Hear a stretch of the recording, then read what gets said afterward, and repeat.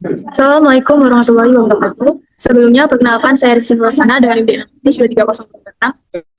Saya habis Zain dengan NIM D600230086. Saya Zatul Rumam dengan NIM D600230214. Saya Ridwan Dada Kusanto dengan NIM D600230057. Saya Dinar Aditya Pamungkas dengan NIM D600230199. Saya Febria Eka Puspita dengan NIM D600230207. Kelompok kami akan mempresentasikan hasil analisis penjadwalan proyek konstruksi menggunakan aplikasi Microsoft Project 2009.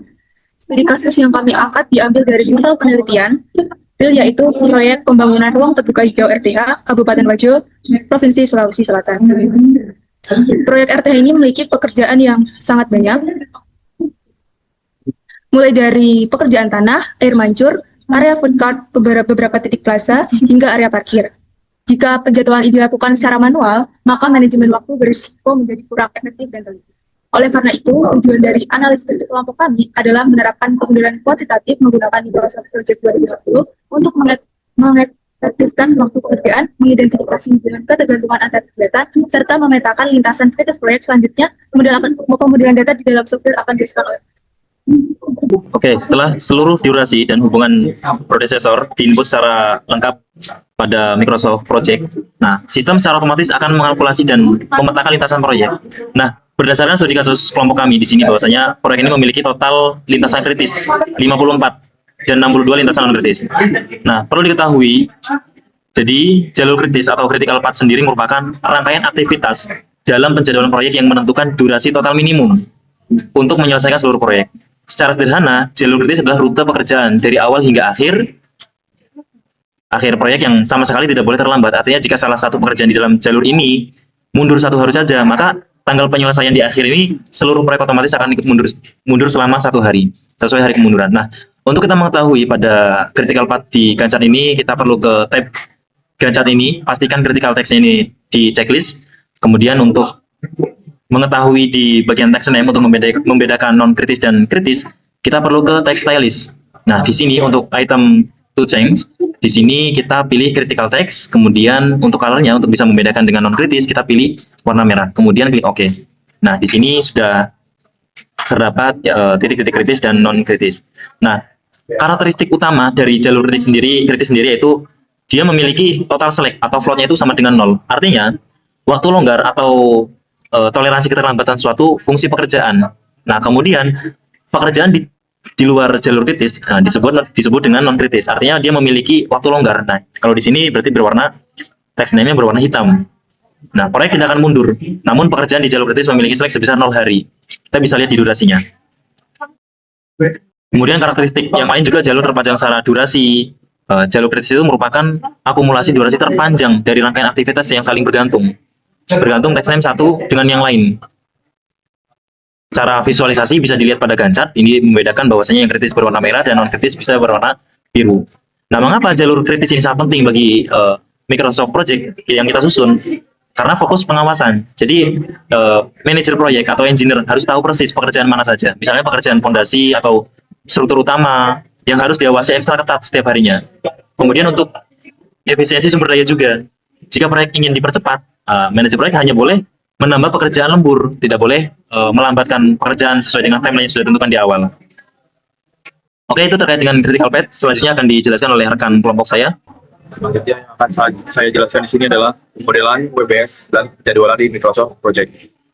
Langkah pertama yang kami lakukan dalam Microsoft Project adalah menyusun breakdown structure. Berdasarkan data rencana anggaran biaya kontraktor, seperti yang terlihat pada layar, kami menginput seluruh item pekerjaan utama proyek, mulai dari pekerjaan tanah dengan durasi 5 hari dan fondasi site selama 20 hari, hingga pekerjaan panggung, musola, saluran pembuangan, dan pekerjaan mekanikal, elektrikal pada tahap akhir proyek. Selanjutnya kami mengatur kalender kerja, standar proyek, dan menginput durasi masing-masing kegiatan berdasarkan data real di lapangan. Pada tampilan ini terdapat beberapa kolom utama yang digunakan untuk menyusun dan mengontrol jadwal proyek. Kolom plus name menunjukkan nama pekerjaan, duration menunjukkan lama waktu pekerjaan, start dan finish menunjukkan tanggal mulai dan selesai pekerjaan.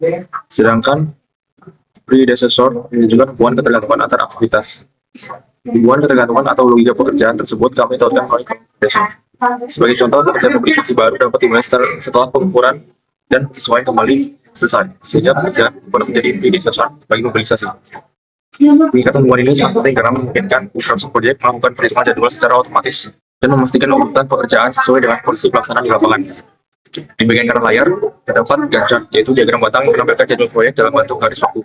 Setiap batang merepresentasikan durasi suatu pekerjaan, sehingga memudahkan kita untuk melihat urutan aktivitas pekerjaan yang dapat berjalan secara bersamaan, serta hubungan antar pekerjaan dalam proyek. Melalui Gantt chart ini, perkembangan dan keterkaitan setiap aktivitas dapat dianalisis dengan lebih mudah dari hasil pemudahan dan perhitungan yang dilakukan Microsoft Project. Juga dapat diidentifikasi pekerjaan-pekerjaan yang berada pada jalur kritis yang ditandai dengan warna merah.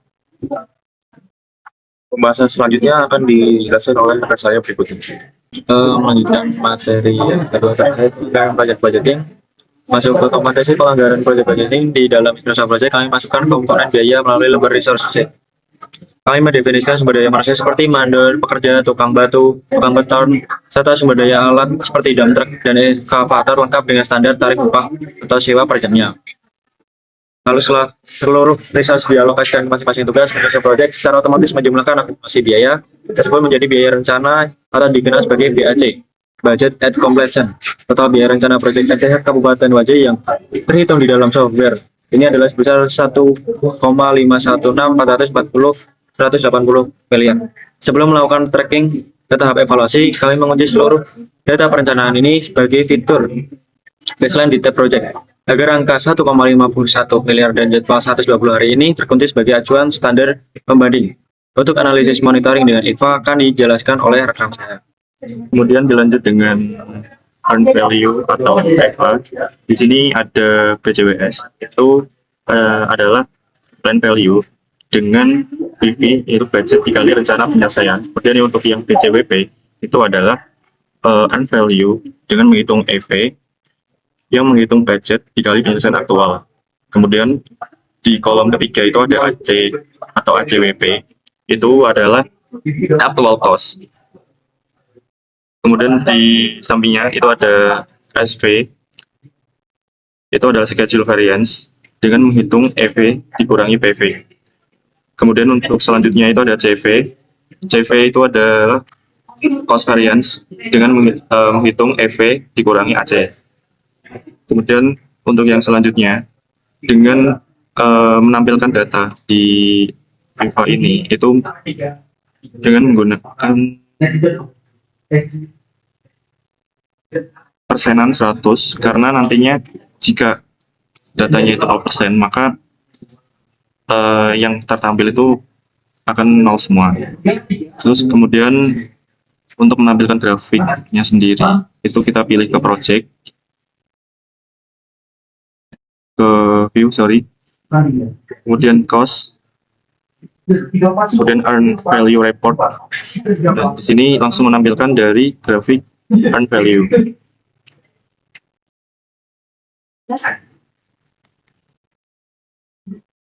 Mungkin sekian dari penjelasan saya, akan dilanjutkan oleh rekan saya yang berikutnya. Berdasarkan indikator planned value, earned value, dan actual cost atau biaya aktual yang dikeluarkan, performa proyek melalui nilai varian dan indeks performa, software menampilkan nilai cost variance untuk mengukur penyimpanan biaya dan schedule variance untuk penyimpanan waktu. Hasil simulasi pengujian pada Microsoft Project menghasilkan nilai cost performance index dan schedule performance index yang stabil pada angka positif. Hal ini membuktikan bahwa proyek pembangunan RTH Kabupaten Wajo ini dikelola secara efisien, berada dalam under budget, hemat biaya, dan head of schedule lebih cepat dari rencana awal, serta sinkron dengan target penyesalan akhir yaitu 120 hari kalender. Sebagai kesimpulan akhir, penggunaan Microsoft Project terbukti sangat krusial bagi manajer proyek untuk memantau 54 lintasan kritis secara real-time sekaligus melakukan audit biaya berkala melalui fitur EVA. Sekian presentasi tugas besar dari kelompok kami. Semoga dapat menjadi referensi yang bermanfaat. Terima kasih. Wassalamualaikum warahmatullahi wabarakatuh.